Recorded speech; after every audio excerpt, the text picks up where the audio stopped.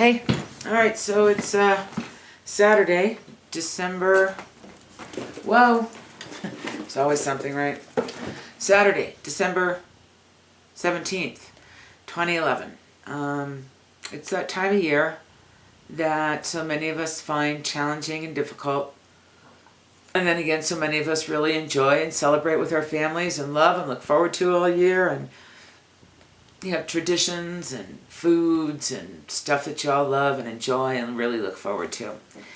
I've had this camera now for about a month, and the primary reason I got this was so that I could audition for MasterChef. But after I had the camera in my possession, I started thinking about how I could use it to really serve others and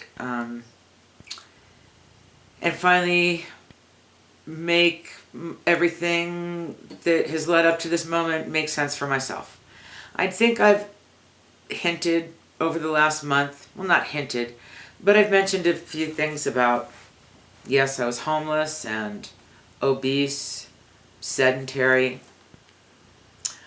Anyway, it hasn't been an easy go, but you know what? Everybody's got a story, and actually nobody's had an easy go of it. Very few people do. We all have our struggles. We all have our battles. And I started acting out at a really young age, about 11. I discovered pot, which was, my savior, my Lord and Savior. I was 11 years old behind the swimming pool at summer camp.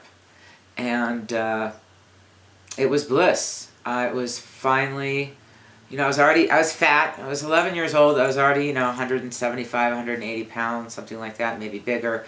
I felt unlovable, unloved,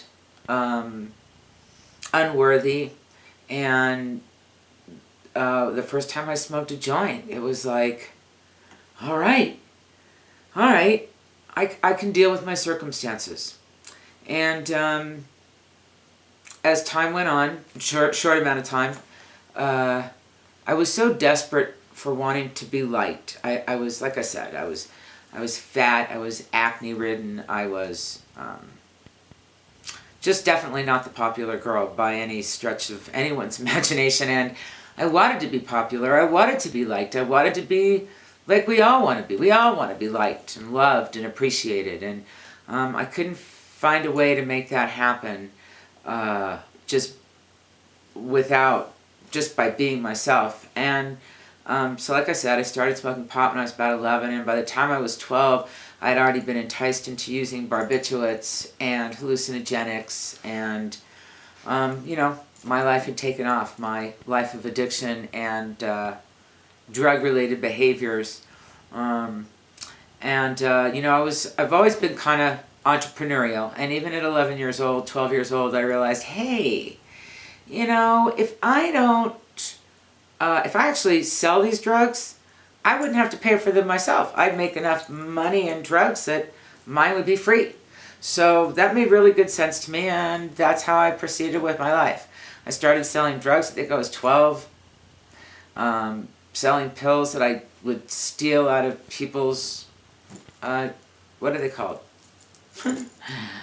Medicine cabinets. Yeah, the medicine cabinet. My parents' medicine cabinet was full of Percodan and Valium and all sorts of stuff. So anyway, yeah, so drugs were a big part of my life for a very, very long time. They were how I made friends. They were how I felt comfortable in a group. They made me feel popular. Everybody wanted to know me. Everybody wanted to hang out with me. Why? Well, I'd usually have at least a couple hundred Quaaludes and an ounce of cocaine, not to mention all sorts of other recreational drugs at the time. Seconal, Tuinal, Nebutol. Those were really popular. I enjoyed those for a long time. Anyway, I guess the crux of what I'm trying to say is that I know this is a difficult time, and all of that using drugs when I was 11, and I continued until I was about 38. I stayed so medicated that it afforded me not to have to deal with the reality of my life, which was never great. I was just never great. I got hit a lot at home. I was physically abused and verbally abused, and I was berated because of my overweight, and I had to have, when it was an important occasion, I couldn't even find normal clothes to fit me at 14 years old, and I had to have custom-made clothes because for my age I was so big. Anyway, it was always very awkward, but drugs always got me through. They numbed any feelings I was experiencing, and at the same time they gave me entree to friendship and feeling like I had friends and feeling like I was popular, when really I was just the drug dealer and everybody liked hanging around me because they could get high. Anyway, I also went to work at, well, I don't want to skip around like that. Let's pause for a cause and say, at 38, I found myself suicidal, actively suicidal, depressed. I was working in the entertainment business, producing television. I was living in a cave in Beechwood Canyon at the foot of the Hollywood sign, and the depression was just really overwhelming, and the desire to want to take my life was I never really had the experience the way I did then. That was like 1994, and I thought, well, better than taking my life, I'm just going to leave LA, pack up all my stuff, and get the hell out of here. Maybe that'll help, and maybe I won't be so depressed, and maybe I'll find somewhere where people actually like me for me, and my weight won't be such an issue, and my drug addiction won't be such an issue, and my history and my past, which at the time I was still kind of ashamed about, which I'm not anymore. I'm really good with who I am and where I came from and all the behaviors and acting out that I've participated in over the years, and there's been a lot. Anyway, the depression started getting really bad. Well, I started recognizing, I shouldn't say it started getting bad. It was bad all my life. The problem is that I never recognized that the issues the core issue I was dealing with, and my core problem, if you will, was that I was depressed. I was depressed from a very, very, very young age, and I just didn't have the vocabulary or the history or the experience to be able to understand what it was. Really, up until, well, when I left LA in '94, I knew things weren't good, but I still wasn't very clear. I was still doing drugs, and I was still, I was not as recovered or as healthy as I am today. But anyway, I'm just really skipping ahead of myself here. I moved to Taos, New Mexico, which is where I live now, but I first moved here in 1994 because I thought I was going to kill myself, and I thought it was best that I should just get in my car and drive and go live somewhere else. I thought if I could have a different life somewhere else and start all over again and start new, I wouldn't be labeled the drug dealer, nobody would know my history, and I could just go to a new place and start a new life.